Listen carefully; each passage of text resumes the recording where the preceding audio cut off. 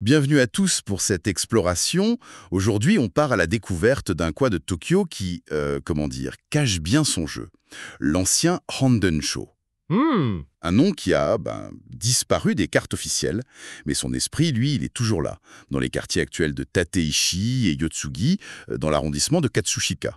tout à fait. On a fouillé pas mal de sources, des récits historiques, des notes locales, vraiment pour dénicher des histoires et des petits coins sympas, souvent oubliés des guides. Oui, l'idée c'est de sortir un peu des sentiers battus, de montrer une autre facette de Tokyo. C'est ça, découvrir des récits un peu surprenants, des endroits uniques, pour les curieux qui veulent voir autre chose.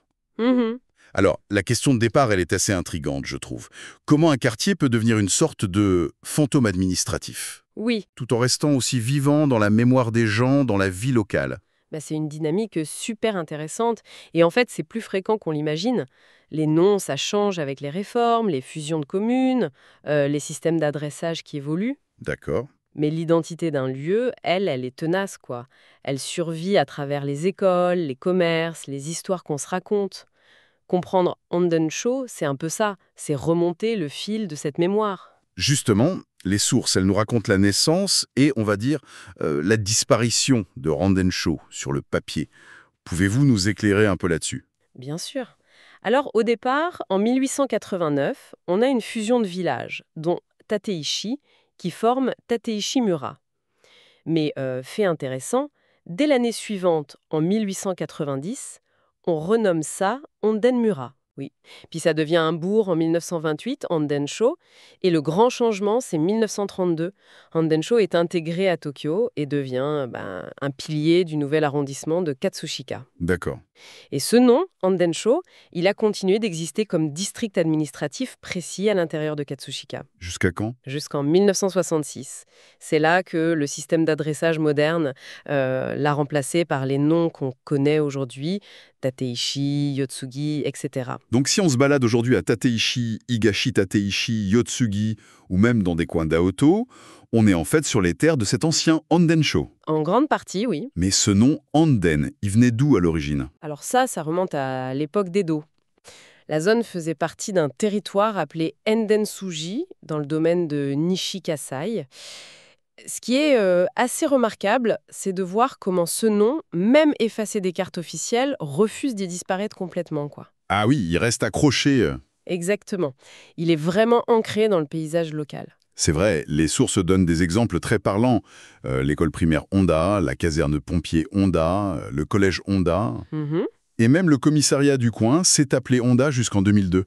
Tout à fait. Ces institutions, elles fonctionnent un peu comme des balises de mémoire, voyez. Elles montrent qu'un nom ne peut perdre sa fonction administrative, mais garder une charge symbolique, une identité forte pour les habitants. C'est un écho du passé dans le présent. Et cet écho, parfois, il prend des formes très anciennes, presque, mythiques. On a lu beaucoup de choses sur la Tateshi-sama, la pierre sacrée de Tateshi. Qu'est-ce qu'elle a de si spécial, cette pierre? Ah, la Tateshi-sama. Alors là, c'est une histoire incroyable. Aujourd'hui, c'est une pierre assez discrète, hein. Elle est protégée dans un tout petit sanctuaire. Oui. Mais son histoire, elle est immense. On estime qu'elle remonte à plus de 600 ans, période Muromachi. Certains pensent même à l'époque Kofun, celle des grands tumulus. On sait que c'est une Boshuishi, une pierre qui vient de la péninsule de Bozo à Shiba. Et il y a cette hypothèse assez fascinante, non? Qu'elle aurait pu être une stèle funéraire de l'époque Kofun, réutilisée ensuite comme borne sur l'ancienne route Tokaido. Exactement. Ça lui donne une profondeur historique assez vertigineuse. Et à l'époque, d'Edo, elle était super célèbre. Elle figure dans des guides illustrés très connus, comme le Edo Meisho Zue. Le guide Michelin de l'époque, quoi. C'est un peu ça, oui. On l'appelait Nenashi-ishi, la pierre sans racines. La légende disait qu'on ne pouvait jamais la déterrer complètement, même en creusant très profond. Ah ouais. Et bien sûr, si on essayait, la malédiction vous tombait dessus, forcément. Toute cette aura de mystère a fait qu'on l'a consacrée officiellement en 1811 comme une divinité Inari. Tateishi Inari Daimyojin. Mais il y a un paradoxe assez dingue avec cette pierre, c'est ça? Sa célébrité a failli la faire disparaître physiquement. C'est là que l'histoire devient particulièrement révélatrice. Sa renommée, la ferveur des gens, ça a entraîné sa diminution progressive. Bon, il y a l'érosion naturelle, l'affaissement du sol, ok. Mais surtout, les gens venaient prélever des éclats. Pour en faire quoi? On pensait que ces morceaux avaient des pouvoirs de guérison. Et même, pendant les guerres sino-japonaises et russo-japonaises, au tournant du XXe siècle, on en faisait des amulettes censées protéger des balles. C'est fou. À force d'être vénérée et consommée, elle a rétréci. C'est exactement ça. Tous ces actes de dévotion répétés ont réduit la partie visible de la pierre à quelques centimètres à peine. Maintenant, elle est protégée par une grille. C'est un exemple frappant. L'objet physique a quasiment disparu. Mm. Mais la légende, l'importance spirituelle, elles, sont plus vivantes que jamais. La mémoire, la croyance, ça dépasse la matière. Donc, pour ceux qui voudraient ressentir cette énergie un peu ancienne, cette mémoire collective, le lieu à visiter, c'est ce petit sanctuaire, le Tateshi-sama Shido. C'est dans le quartier de Tateshi, Huishome. Une visite qui fait réfléchir sur la puissance des légendes. C'est un vrai trésor caché. Absolument. Cette pierre, elle nous ancre dans un passé très lointain. Mais Andensho a aussi joué un rôle bien plus concret, plus moderne, dans l'histoire de Katsushika, n'est-ce pas? C'est devenu le centre administratif. Tout à fait. C'était un moment crucial en 1932, quand on a créé l'arrondissement de Katsushika. Il fallait bien choisir où mettre la nouvelle mairie. Il y avait 2 candidats principaux. Shinjuku-hachi, un bourg plus ancien mais un peu excentré, et Andensho, plus central, en plein développement. Et c'est Andensho qui a gagné. Oui, grâce à sa position jugée plus stratégique et son potentiel de croissance. Et les débuts ont été assez artisanaux, d'après ce qu'on a lu. Oui, on peut dire ça. La toute première assemblée de l'arrondissement s'est tenue dans le gymnase de l'école primaire Ronden. Incroyable. Et l'ancienne mairie de Rondensho, qui était là où se trouve aujourd'hui la bibliothèque de Taichi, a servi de mairie temporaire pour le nouvel arrondissement. D'accord. Et ensuite, ils ont construit un vrai bâtiment. Oui, en 1937.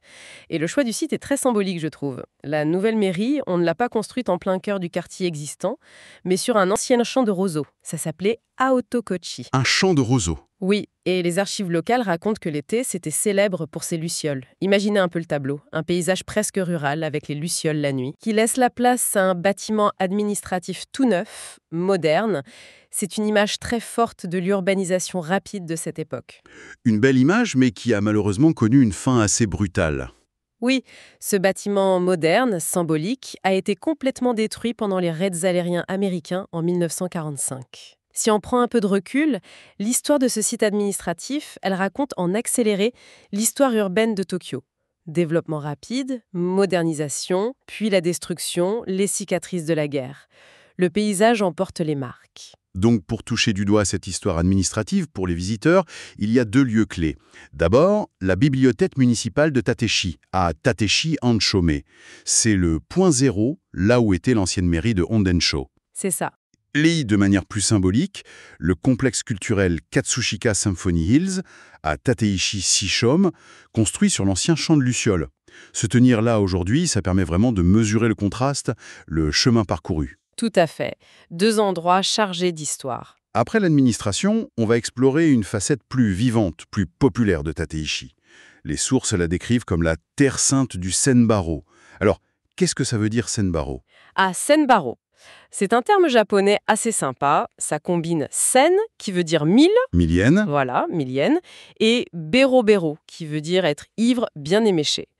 L'idée, c'est de pouvoir boire plusieurs verres, grignoter copieusement et finir un peu pompette pour environ 1000 yens. C'est moins de 10 €, quoi. D'accord. C'est la culture du bar populaire et très abordable. Exactement. Convivialité, pas cher, sans chichi. Neutre et factuel, d'ailleurs, avec l'histoire complexe du quartier après la guerre. Tateshi, c'était une zone industrielle pendant le conflit. Après la défaite, des petits endroits pour manger, pour boire, pour réconforter les ouvriers ont poussé. Mhm. Certains ont été réquisitionnés pour les forces d'occupation alliées, ce qu'on appelait la AAA, Recreation and Amusements Association. Et plus tard, une partie du quartier est devenue une zone de plaisir toléré, une akasen, une ligne rouge. Toute cette histoire un peu mouvementée a forgé une atmosphère très shitamachi. C'est-à-dire? Populaire, directe, assez tolérante, sans prétention. Une ambiance de quartier, quoi. Et où est-ce qu'on peut trouver cette ambiance Senber aujourd'hui, si on veut la vivre? De cœur, c'est vraiment autour de la gare Keisei Tateishi. Il faut absolument aller voir la galerie commerçante Tateishi Shotengai. C'est une arcade étroite, couverte. On a l'impression qu'elle est restée figée dans le temps. Ah oui, On y trouve des boucheries comme Aishia qui fait des fritures, des katsu, des manchikatsu délicieux et pas cher du tout, ou des traiteurs comme Kura et Shoten avec leurs plats comme à la maison. L'ambiance est super authentique. On a aussi lu un nom qui sonne bien, Nonbei Yokocho. L'allée des buveurs, littéralement.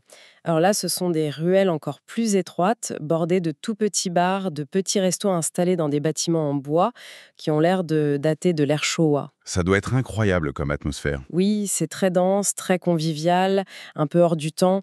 C'est vraiment le cœur vibrant du Senbero. Pour les visiteurs qui cherchent ça, c'est en must. Oui, cette culture Senbero, née de cette histoire locale, elle semble assez unique. Est-ce qu'elle est menacée? C'est une question qui revient dans les sources. Oui, et c'est une question vraiment cruciale. Cette culture, c'est une forme de résilience, une expression d'authenticité populaire.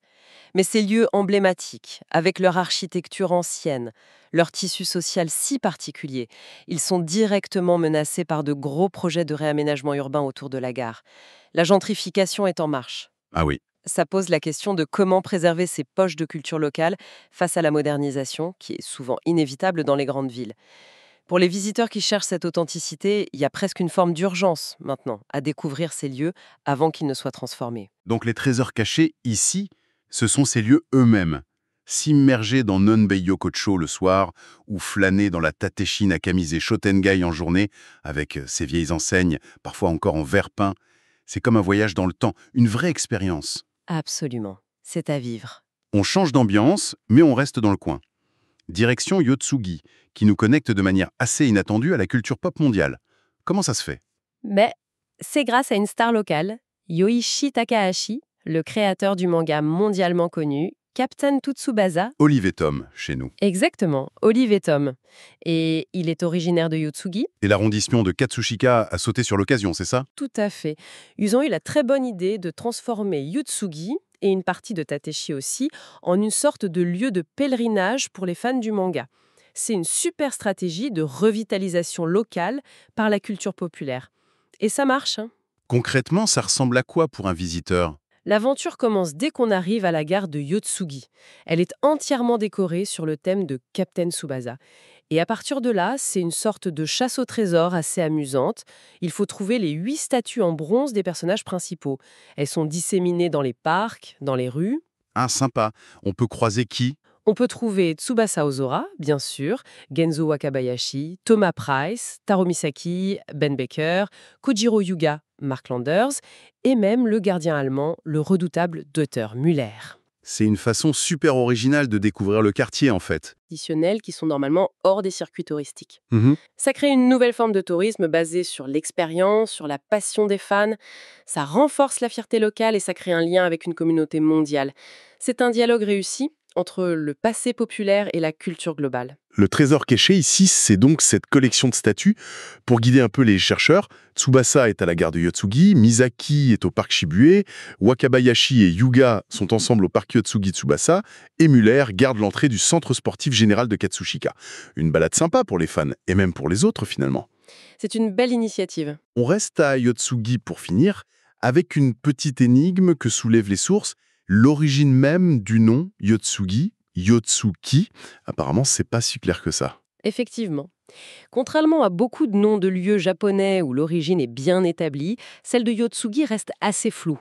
Il y a plusieurs interprétations qui circulent. Et ce mystère, ça fait partie de son charme. Le nom s'écrit avec les caractères pour 4, Yotsu, et arbre, ki. D'accord. Et quelles sont les hypothèses principales? Alors, il y en a 3 qui reviennent souvent localement. Oui, Premièrement, la plus simple, la plus littérale, il y aurait eu autrefois 4 grands arbres remarquables, Yotsuki, à cet endroit précis. d'accord. Logique. Deuxièmement, une légende liée au temple Saikoji qui est à Yotsugi Ichome. Une statue du prince Shotoku qui est vénérée dans ce temple aurait été sculptée dans 4 morceaux de bois. Shiboku, une autre lecture possible des caractères. La statue porterait même une inscription qui ferait référence à ces 4 bois. Ah, intéressant. Et troisièmement, une version plus historique, le célèbre shogun Minamoto no Yoritomo au IIe siècle, pendant une campagne militaire, serait passé par là exactement à l'heure dite Yotsu.